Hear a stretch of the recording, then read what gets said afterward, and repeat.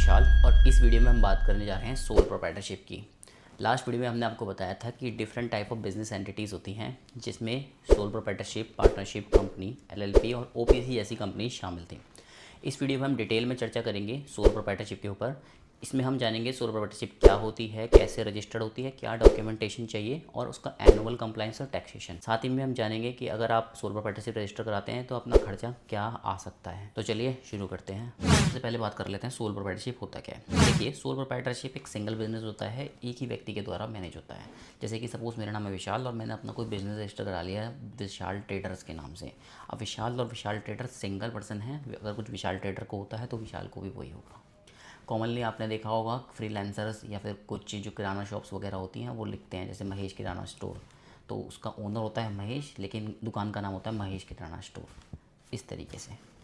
देखिए, अब बात करते हैं रजिस्ट्रेशन की। अब सपोज़ कीजिए मेरा नाम है विशाल और मैंने अपना काम स्टार्ट कर दिया विशाल ट्रेडर्स से, बट मेरा नाम तो विशाल ही है ना।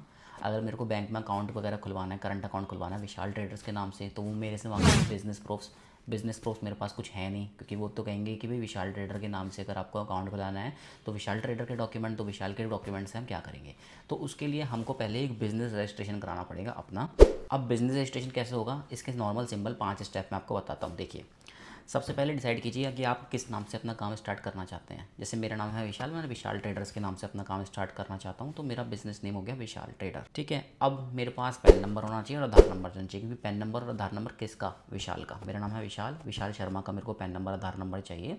पैन नंबर और आधार नंबर ले लिया मैंने अपना। ठीक है, उसके बाद मुझे 2 तरीके के सर्टिफिकेट चाहिए होंगे जिसको लगा के मैं अपना अकाउंट खुलवा सकता हूँ। ठीक है, वो जीएसटी सर्टिफिकेट करा सकता हूँ, लेकिन भाई सर आप बोलेंगे सर जीएसटी तो हमारे ऊपर एप्लीकेबल है नहीं, तो जीएसटी नंबर क्यों लें। उसका खामोखा का हर महीने का और क्वार्टर का कंप्लाइंसेस मेरा बढ़ जाता है। तो देखिए, आप ले सकते हैं उद्यम रजिस्ट्रेशन। उद्यम मतलब एमएसएमई रजिस्ट्रेशन आपका होता है। आप शॉप लाइसेंस चूज़ कर सकते हैं, ट्रेड लाइसेंस चूज़ कर सकते हैं, अगर आपको ज़रूरत है तो इंपोर्ट एक्सपोर्ट कोड चूज़ कर सकते हैं, या फिर आप सीए सर्टिफिकेशन भी ले सकते हैं। उसके बेसिस पर भी आपका करंट अकाउंट ओपन हो जाएगा।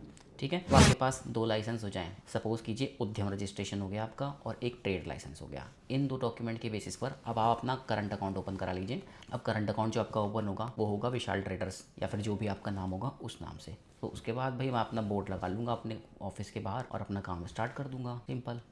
अब बात कर लेते हैं फ़ायदे और नुकसानों की। देखिए, फ़ायदा बहुत है सोल प्रोप्राइटरशिप बनाने का। पहला फ़ायदा तो है कि इजीली आपने नाम डिसाइड कर लिया, आपने रजिस्ट्रेशन करा लिया और आपका बिजनेस आपने स्टार्ट कर दिया। इसका कोई एनुअल कंप्लाइंसेस ऐसा सच होता नहीं है, सिवाय आपकी आईटीआर जाती है, वो भी आपकी इंडिविजुअल की, क्योंकि बिजनेस की कोई अलग से आईटीआर नहीं जाती, क्योंकि बिजनेस और आप एक ही एंटिटी हैं, अलग अलग एंटिटीज़ नहीं है। नंबर 2 क्या है कि आपकी ओनरशिप आपके पास रहती है, प्रॉफिट और लॉस जो भी होगा वो आपका होगा, उसमें किसी को हिस्सेदारी आपको देनी नहीं। तीसरा, रजिस्ट्रेशन कॉस्ट बहुत कम होती है। उद्यम रजिस्ट्रेशन कर लीजिए, ऑनलाइन देख के कर लीजिए, फ्री होता है। चौथा होता है डिसीजन मेकिंग। डिसीजन मेकिंग आपकी है भाई, आप ही ओनर हैं, आप ही डिसाइड करेंगे कि आपको क्या करना है क्या नहीं करना, आपके ऊपर कोई रोक टोक नहीं रहेगी। देखिए, किसी चीज़ के फायदे होते हैं तो उसके नुकसान भी होते हैं। सबसे बड़ा नुकसान है कि इसमें अनलिमिटेड लाइबिलिटी होती है। अनलिमिटेड लाइबिलिटी कैसे होती है सर? अनलिमिटेड लाइबिलिटी में होता है, सपोज मैं विशाल ट्रेडर हूँ, अब विशाल ट्रेडर अगर लॉस में चला गया, सपोज इंसॉल्वेंट हो गया, अब भाई उसके पास पैसा है नहीं मार्केट में देने के लिए, तो किसकी एसेट बेचेंगी? विशाल की।